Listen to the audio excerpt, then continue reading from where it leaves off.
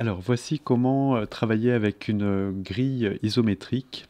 On va faire une composition, images, essentiellement composée d'images, inscrites dans des formes géométriques. Alors, le point de départ de ça sera une grille isométrique. Je vais vous montrer ça avant de le faire. Voilà. Donc, il s'agit de préparer d'abord ce sorte de template pour pouvoir après dessiner, coloriser seulement les parties que nous souhaitons garder. Alors, pour mettre en place ça, on va démarrer par un triangle isocèle. Donc, on va partir d'un polygone. Et ce polygone, on va lui donner un nombre de côtés. Et ici, on va mettre, je vais mettre 75 pixels. Je fais OK. Je vais l'orienter.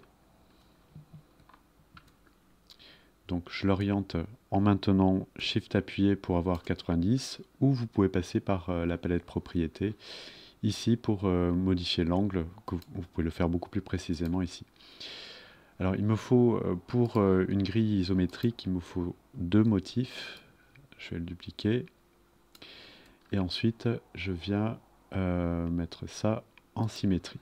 Voilà. Donc on va créer le module de base qui sera celui-ci, en faisant très attention de bien être aligné dès le début. Donc il vous faut pour ça les repères commentés. Vous voyez les guides qui apparaissent ici, c'est dans le menu affichage, et vérifiez bien que repères commentés est bien activé. Donc je vais mettre ça en contour pour y voir un peu mieux, et je vais faire une copie de cet élément. Alors pour copier cet élément, je sélectionne les deux, alors avec l'outil de sélection normal. Là encore, il faudra que je sois précis, donc je vais zoomer un peu, Alt appuyé, et je m'aligne ici. Vérifiez bien les intersections, les alignements. Voilà. Une fois que vous avez votre premier motif, vous pouvez faire CTRL D un certain nombre de fois, ce que je suis en train de faire, afin de dupliquer cette opération autant de fois que nécessaire. Bon, là, je suis allé peut-être un peu loin. Ce motif-là, il faudra que je fasse de même, en fait. Donc, je vais sélectionner, je fais un cadre autour de ces éléments, et je vais faire de même ici. Alors, je vais appuyer sur Alt, et je m'aligne ici. Même chose, CTRL D un certain nombre de fois.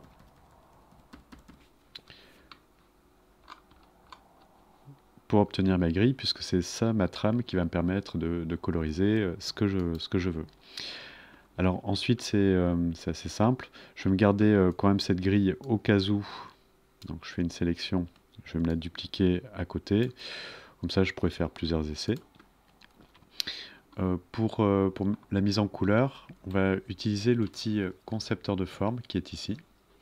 Alors pour utiliser l'outil concepteur de forme et pour placer des couleurs comme vous souhaitez dans cette grille, il vous faut d'abord sélectionner les formes avec l'outil de sélection, ensuite prendre l'outil de concepteur de forme, et enfin choisir la couleur que vous souhaitez placer. Donc on va mettre du bleu.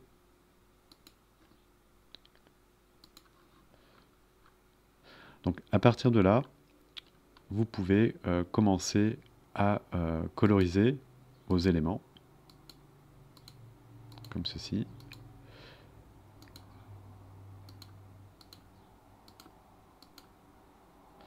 Changer de couleur éventuellement, donc là je vais changer de direction ici. Je vais mettre un bleu plus prononcé, enfin plus sombre. Donc je pars dans cette direction.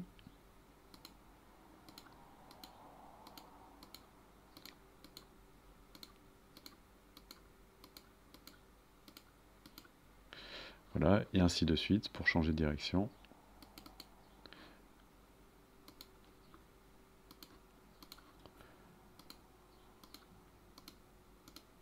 Etc., etc.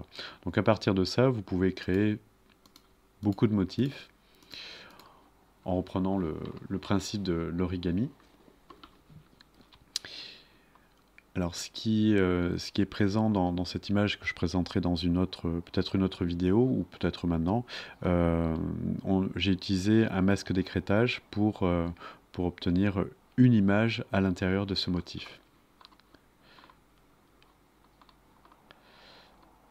Alors pour ça, je vais récupérer ce qui m'intéresse.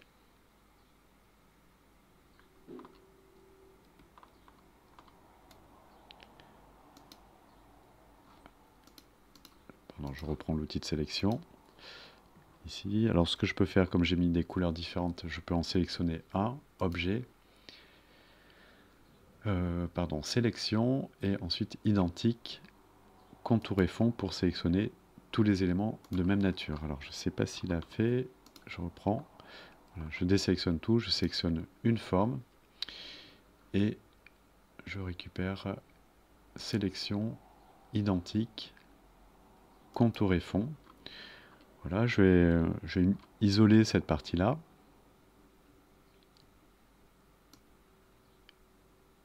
Voilà.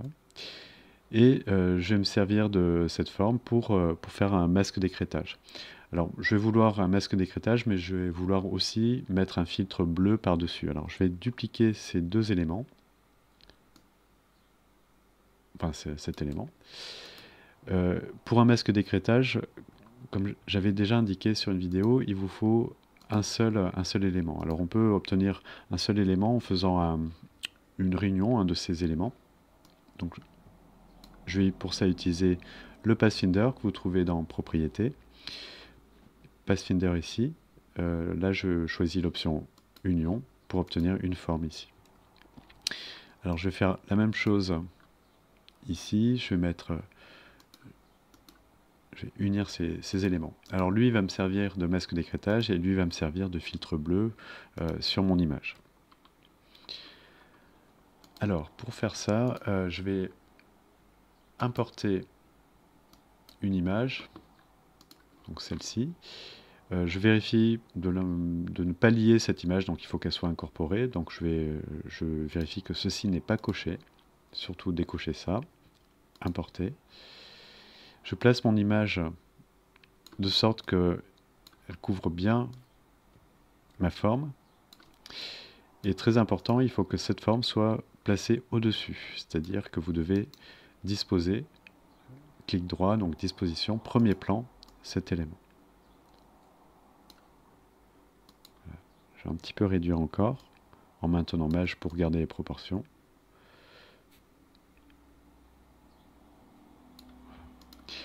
Et pour faire le masque d'écrêtage, je sélectionne les deux éléments, la figure et la photo, et ensuite, clic droit, créer un masque d'écrêtage.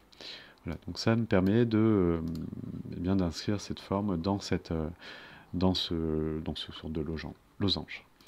Pour la forme qui vient ici, je vais la placer en premier plan, disposition premier plan, et donc je l'aligne parfaitement avec l'image du dessous, et ceci, je vais pouvoir travailler sur son opacité. Opacité, je vais pouvoir alors soit changer l'opacité de cette manière, soit utiliser les modes de fusion, comme incrustation ou produit. Alors, vous voyez celui qui peut marcher le mieux. Donc là, pour le moment, je vais me contenter d'une opacité ici. Voilà. On se retrouve avec deux éléments qui sont censés être ensemble. Alors là, je m'aperçois que non, j'ai pas de contour. Par contre, lui, je vais retirer son contour ici. Donc ces deux éléments doivent aller ensemble, donc je les sélectionne et je les associe. Voilà, donc un exemple bon, c'est pas tout à fait la même chose que j'ai fait ici, mais c'est le même principe. Vous avez ici une forme qui a été utilisée, alors c'est cette forme-ci, ce triangle qui a été utilisé comme masque d'écrêtage, et deux formes ici par-dessus, avec un filtre bleu et un filtre jaune pour cette partie-là. Voilà, ensuite, en ce qui concerne les traits disposés ici, c'est le même principe que j'ai montré pour dupliquer un objet. Alors je vais montrer ça à côté. Voilà, je place un trait. Alors j'aurais pu partir d'un triangle aussi pour avoir le même alignement.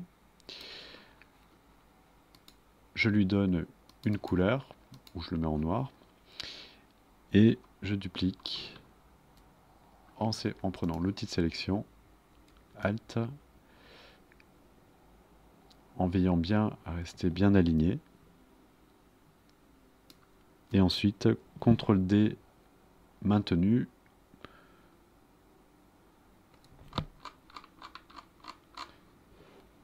CTRL D jusqu'à la fin.